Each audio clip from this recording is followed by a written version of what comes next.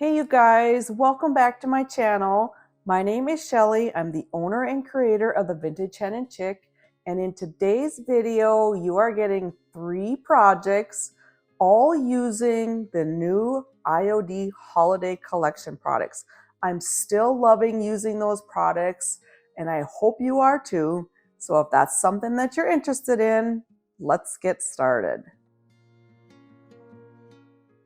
For project number 1, I have this cutting board. I've had this in my stash for a long time. I honestly don't even remember when or where I got it. And we're going to start out by giving it 2 coats of Dixie Belle's Silk paint in the color Truffle. I'm going to paint the front, the back, and the sides 2 coats, and then we'll let it dry.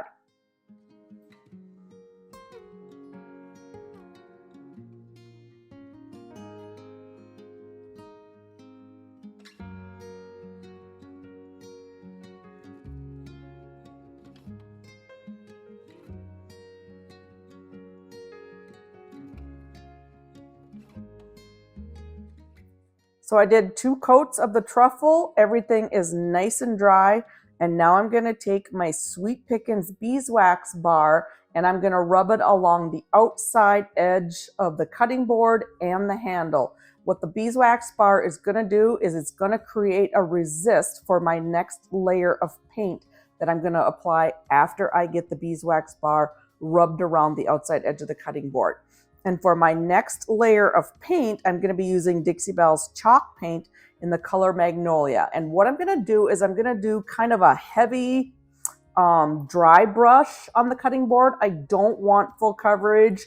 I want it to look distressed. And so I'm applying just 1 coat of the Magnolia chalk paint over the front and the sides of the cutting board. And now we're going to let it dry.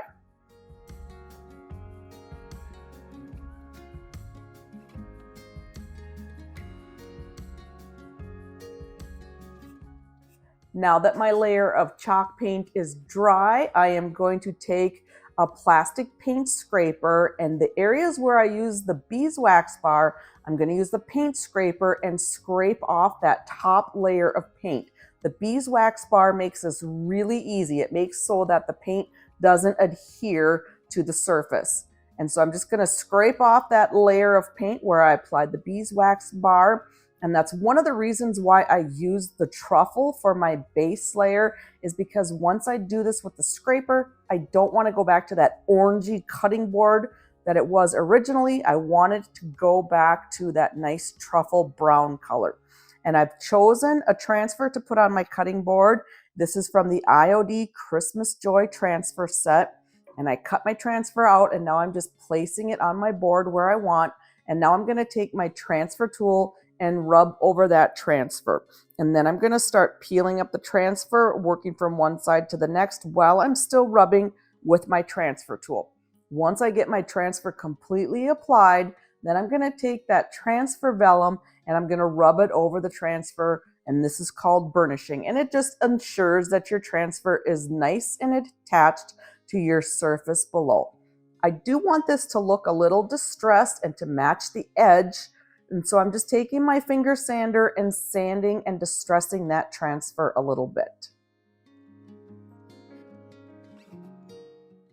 So the final step in this project is just to seal everything in, and I'm going to be using the Sweet Pickins dark beeswax, and I'm just going to apply it all over the cutting board with a paper towel, applying the beeswax and then buffing it back. And I like how it gives it that vintage old look. It makes this cutting board kind of transform into something that looks a little bit older and not so brand new. And so I'm going to apply the beeswax to the front, the sides, and the back of the cutting board, and then this project is complete.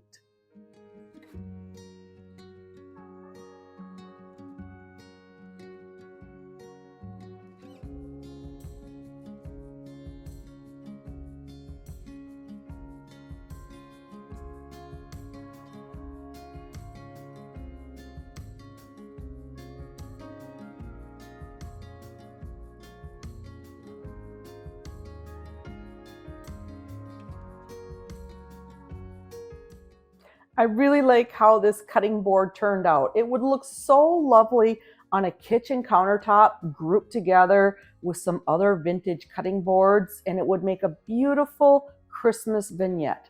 Let me know what you think in the comments.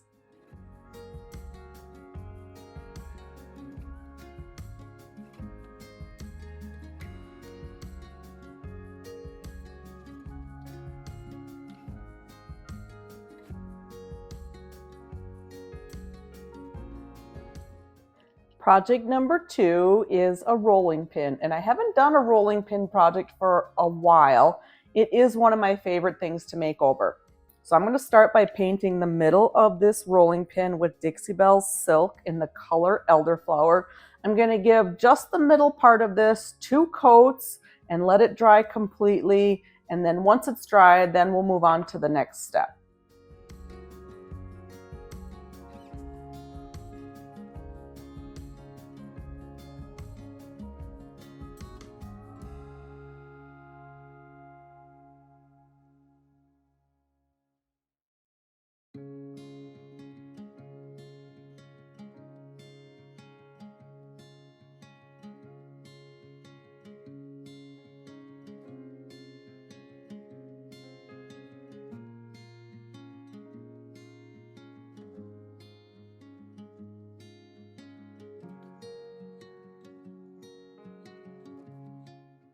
The middle part of the rolling pin is completely dry. It did get 2 coats of the Dixie Belle Silk Elderflower, and now I'm going to paint the handles. And for that, I'm going to use Dixie Belle's chalk paint in the color Mint Julep. This is one of my favorite vintage old-timey colors. And for the handles, I just need to do 1 coat of the Mint Julep. It's got great coverage. Plus, I'm going to be coming back and distressing these handles, so you don't need to worry too much about solid coverage. So I'll do the 1 coat and then we'll let that dry, and then we'll come back and move on to the next step.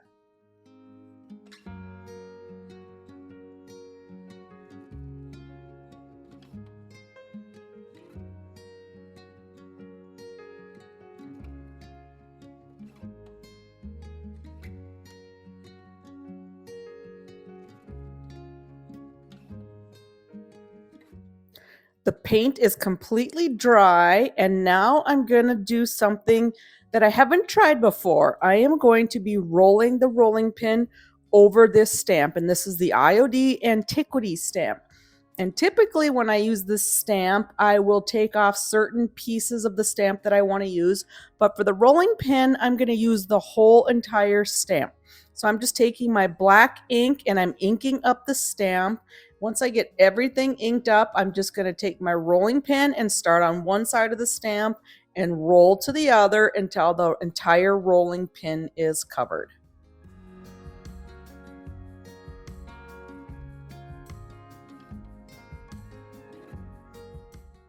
So here's another thing that I haven't tried before, and that is using paint on my stamps. And so I'm going to be using the rooster stamp from the IOD Farm Animals stamp set. And I just put the rooster on a piece of thin mount, and then I'm going to take my mint julep and I'm going to put a layer of paint on top of the rooster stamp.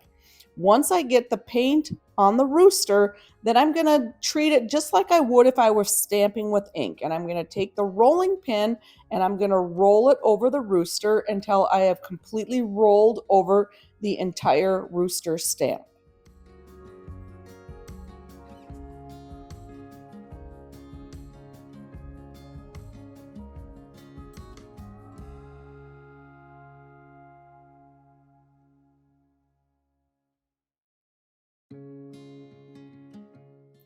The mint green rooster over the rolling pin with the antiquity stamp kind of gives it a French country vibe, and I like the way that turned out.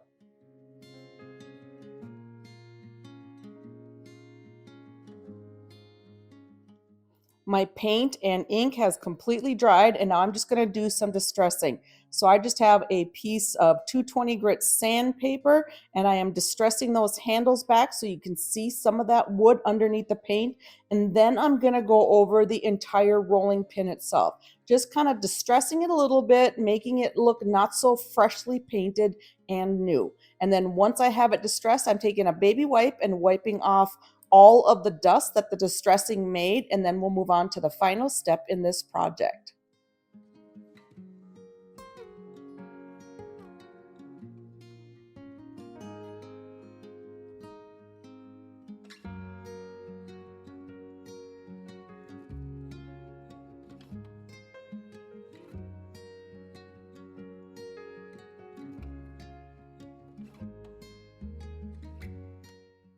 So now I am just going to take my Sweet Pickins dark beeswax and I'm going to coat the entire rolling pin, the middle and the handles, with a layer of this beeswax and then wipe it back. And I like the way that the beeswax makes the rolling pin look. It makes it look a little bit more old and maybe used and vintage. So I'm going to continue to coat the rolling pin, handles and everything, with the beeswax, and then buff it back with a dry paper towel until I get the look I want, and then this project is complete.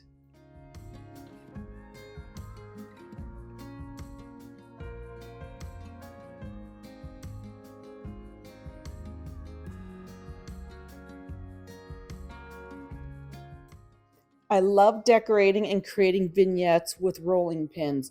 You can put them in rusty buckets, galvanized buckets, or even crocks with a little bit of greenery in there and maybe a couple of rusty utensils. I think they look great. Let me know in the comments what you think.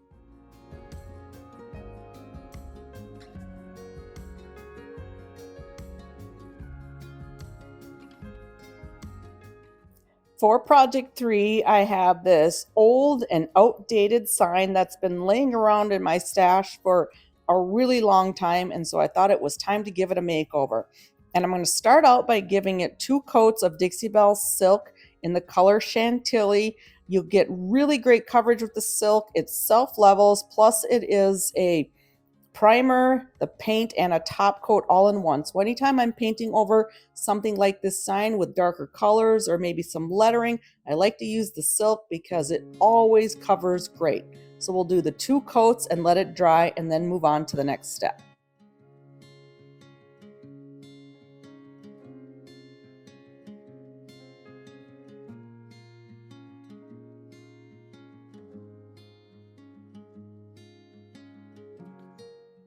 So now that my 2 coats of paint is dry, we're going to be doing a technique on this sign that I like to call the stamp, paint, stamp technique. And we're going to be using the stamps from the IOD Autumn Blessing stamp.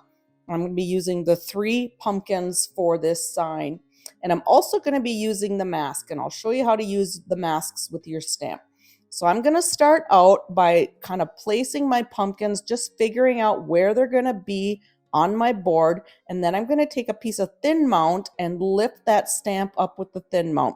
Once I get that lifted up, I'm going to take my black IOD ink and ink up the back of the stamp, and then I'm going to stamp my pumpkin on my sign. And I like to use the grid lines on the thin mount to line them up with the edges of the project, and that will give you a nice even stamp. And then I hold the stamp down with one hand, and then I use my other hand to kind of press the stamp in place. Once I have it all pressed, and then I lift it up, and you see I have a beautiful impression. So I let the ink dry on that first stamp, and now I'm using a mask to cover that up. And when you use your masks, what this does is the stamp that you want to be in the foreground, you stamp that first, and then you use your mask to cover it up. So I wanted my larger pumpkin to be in the foreground and my 2 smaller pumpkins to be in the background. So I covered my larger pumpkin up with my mask, and then I put my 2 smaller pumpkins on my board and picked them up with my thin mount. And now I'm just inking them up with the black ink. And while the mask is on my larger pumpkin, I am going to stamp the 2 smaller pumpkins on the outside of the larger pumpkin.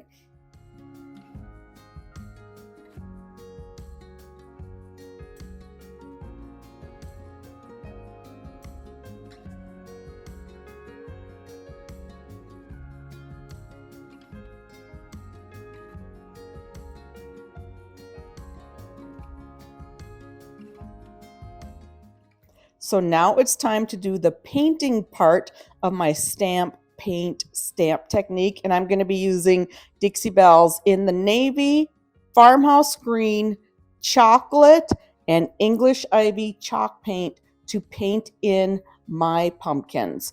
And so the center pumpkin is going to be navy, and the two outer pumpkins are going to be the farmhouse green. And I'm going to use the chocolate for the stems and the English ivy for the leaves. And this is so easy. All you have to do is paint in your areas. You don't have to worry about neat. You don't even have to worry about staying in the lines, because when we stamp back on top of these painted pumpkins, you're going to see how beautiful it actually looks. So I'm just going to continue to paint my pumpkins and my stems and my leaves, and then we'll let it dry, and then we're going to come back and stamp these after the paint has completely dried.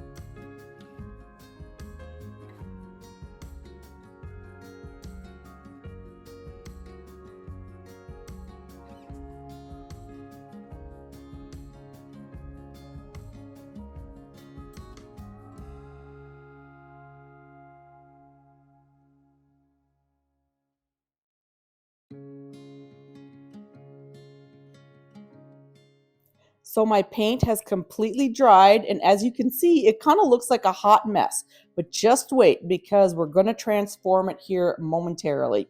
And so I'm taking the large pumpkin stamp again, and this time I'm using the IOD mixing white ink, and I'm going to re-stamp over that large pumpkin with this mixing white ink. And wait until you see how it looks. It turns out so beautiful. So again, I'm going to lay the stamp down with one hand and use my other hand to press the stamp into place. And then once you have everything stamped on there well, then you lift your stamp up and look at that beautiful detail on that stamp. I'm going to repeat the process for the two pumpkins on the outside, using my mask again to protect that middle pumpkin so it doesn't get stamped in areas where we don't want it stamped. And then once I complete this with the mixing white ink, we're going to come back and you're going to see that I'm going to make a little pivot because I'm not quite liking the way things turned out.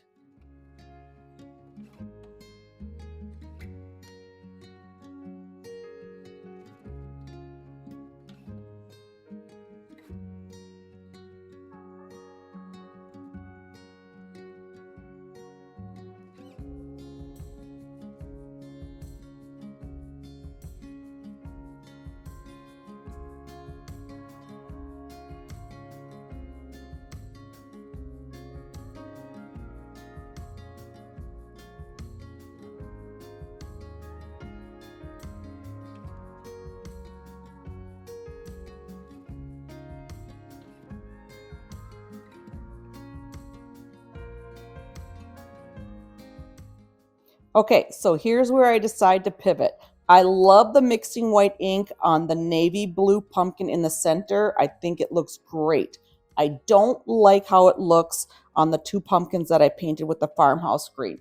So I am going to re-stamp them, the outside two pumpkins, using black ink.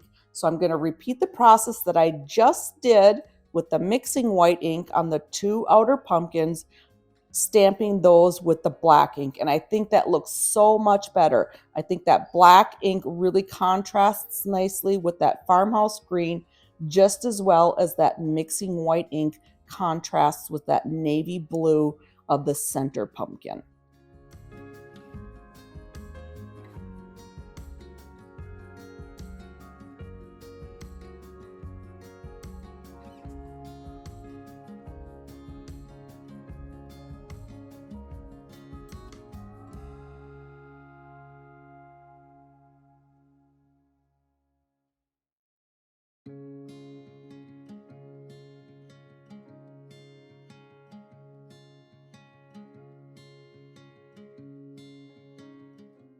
I decided to add the word harvest to my sign, and I'm going to be using letters from the IOD typesetting stamp.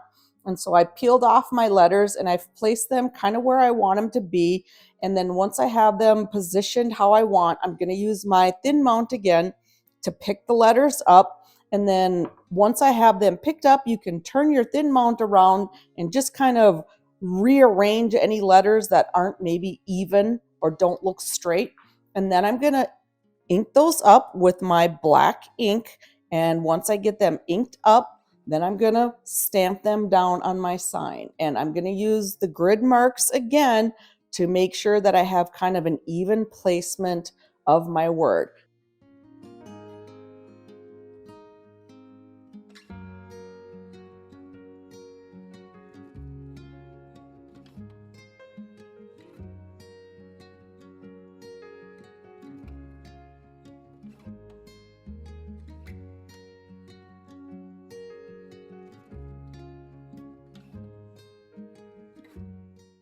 So now to add the final touch to my sign, I'm going to be using the Sweet Pickins Dark Beeswax, and I'm going to be applying an even coat of the beeswax over the entire sign. So I'm going to apply it with a paper towel and then buff back the excess. I'm going to do the front of the sign, the sides, and the back of the sign.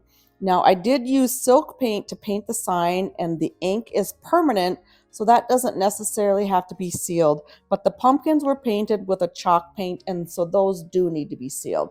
And so this beeswax will get that taken care of. Plus, it's also going to give it a nice vintage antique look.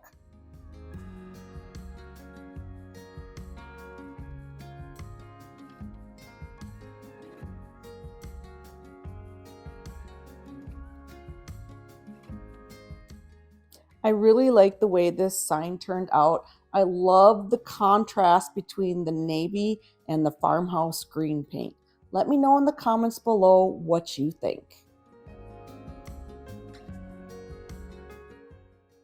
Thank you so much for watching today's video. I hope I've inspired you to upcycle your thrifted, garage sale, and old home decor because it's so much fun to turn it into something more current or more your style. I'll be back next week with another video, and I hope to see you then. Be sure to subscribe to my channel and hit that notification bell so you get notified every time I upload a new video. I'll see you next week.